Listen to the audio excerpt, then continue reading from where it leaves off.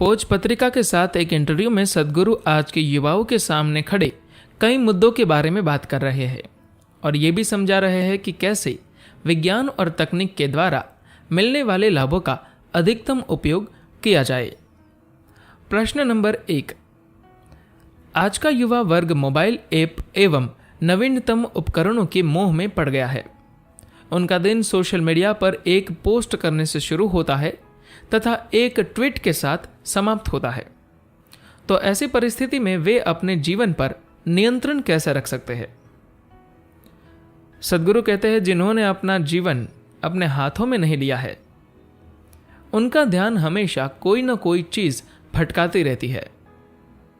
तो उपकरण कोई समस्या नहीं है, समस्या अपनी आदतों से मजबूर होकर कोई काम करना है। हमें अपने युवाओं, बच्चों और बड़ों को भी यह समझाना होगा कि हमें अपने जीवन में किसी भी आदत से मजबूर नहीं होना है। खाना खाना, बैठना, खड़े होना और काम करना, ये सभी चीज़ें जागरूकता के साथ होनी चाहिए। अगर हम यह सब जागरूकता के साथ करते हैं तो हमारा यंत्रों का उपयोग करना भी एक जागरूक प्रक्रिया हो जाएगा। प्रश्न नंबर 2। आज युवाओं पर जानकारियों का जो प्रभाव पड़ता है, उसे देखते हुए वे अपनी रोजमर्रा की जिंदगी को कैसे व्यवस्थित करें? सद्गुरु कहते हैं, हमें जानकारियों के बारे में शिकायत नहीं करनी चाहिए। 100 साल पहले अगर हमसे केवल 100 किलोमीटर की दूरी पर भी कोई दुर्घटना घटती थी या कुछ अच्छा घटता था तो उसके बारे में हमें 1 महीने बाद पता चलता था। आज सारी दुनिया में क्या हो रहा है यह आपको उसी क्षण पता चल जाता है। तो तकनीक अच्छी या खराब नहीं होती, इसमें अपना कोई गुण नहीं है। यह इस बात पर निर्भर करता है कि आप इसे कैसे उपयोग में लाते हैं। आप जो भी तकनीक, अन्य तकनीक का इस्तेमाल करते हैं, टेलीफोन, मोबाइल फोन, कंप्यूटर या सोशल मीडिया, वे उतनी उन्नत या गूढ़ नहीं है जितना कि हमारा मानव तंत्र। इस धरती पर सबसे उन्नत, सबसे बेहतर उपकरण, आपको पहले इसकी तरफ ध्यान देना चाहिए, फिर बाकी सभी को आप स्वाभाविक रूप से संभाल पाएंगे। वरना तकनीकों का जो अद्भुत उपहार हमें मिला है वह अत्यंत तनावपूर्ण हो जाएगा। प्रश्न नंबर 3। आज का युवा जिसका परिवार एवं मित्रों से संबंध टूटता रहता है, वह अपनी भावनात्मक बुद्धि के स्तर को कैसे बेहतर बना सकता है? सद्गुरु कहते हैं, अधिकांश मनुष्यों में भावनाएं सबसे बड़ा आयाम होती है, इसलिए भावनात्मक सुरक्षा सबसे अधिक महत्वपूर्ण है। अगर एक मनुष्य वास्तव में जागरूक बन जाए तो भावनाओं से फर्क नहीं पड़ता, वरना भावनाएं एक महत्वपूर्ण भूमिका अदा करती है। इसलिए बचपन से ही बच्चों को भावनात्मक सुरक्षा मिलनी चाहिए। इसका अर्थ यह है कि उनके आसपास चारों ओर एक प्यार भरा वातावरण होना चाहिए। इसलिए बचपन से ही बच्चों को भावनात्मक सुरक्षा मिलनी चाहिए। इसका अर्थ यह है कि उनके आसपास चारों ओर एक प्यार भरा वातावरण होना चाहिए।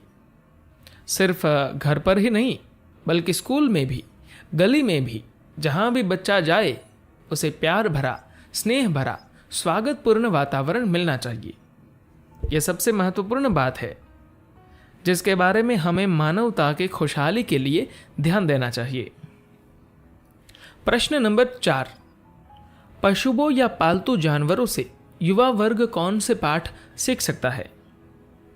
सद्गुरु कहते हैं, आजकल बहुत सारे लोग मनुष्यों से ज्यादा कुत्तों को पसंद कर रहे हैं, क्योंकि अगर आप एक कुत्ते के साथ रहते हैं तो उसके साथ आपका प्रेम प्रकरण 12 साल तो गारंटी के साथ चलेगा। हमें नहीं मालूम कि क्या ईश्वर प्रेम है, लेकिन कुत्ता निश्चित रूप से प्रेम है। आपने अपने कुत्ते के साथ सुबह चाहे जैसा बर्ताव किया हो, लेकिन जब आप शाम को घर आते हैं तो वही कुत्ता जिस तरह से आपका स्वागत करता है, दुनिया की कोई पत्नी, पति या बच्चे वह नहीं कर सकते। अगर आप बहुत प्रेमपूर्ण है तो आपका जीवन खुशनुमा होगा। अगर आप खुश है तभी आप जीवन के सभी आयामों को खोजने की कोशिश करेंगे।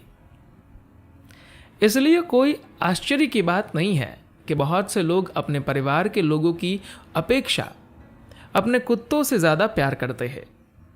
लेकिन जितना प्यार आप एक कुत्ते के लिए महसूस करते हैं, उतना ही किसी मनुष्य के लिए भी कर सकते हैं, क्योंकि प्रेम आपके कुत्ते, मित्र या परिवार के बारे में नहीं है, ये आपके बारे में है। प्रेम आपके अंदर होता है। अगर आप बहुत प्रेमपूर्ण हैं तो आपका जीवन खुशनुमा होगा। अगर आप खुश हैं तभी आप जीवन के सभी आयामों को खोजने की कोशिश करेंगे, वरना दुख भरे विचार, भावनाएं और शरीर ही आपको हमेशा व्यस्त रखेंगे। अगर आप अपने मन, शरीर और भावनाओं को खुशी भरा एवं प्रेमपूर्ण रखेंगे तो आपको जीवन में दुखों का कोई डर नहीं रहेगा। जब आपको दुखों का कोई डर नहीं रहेगा तभी आप इस जीवन को संपूर्णता के साथ जी सकेंगे। धन्यवाद।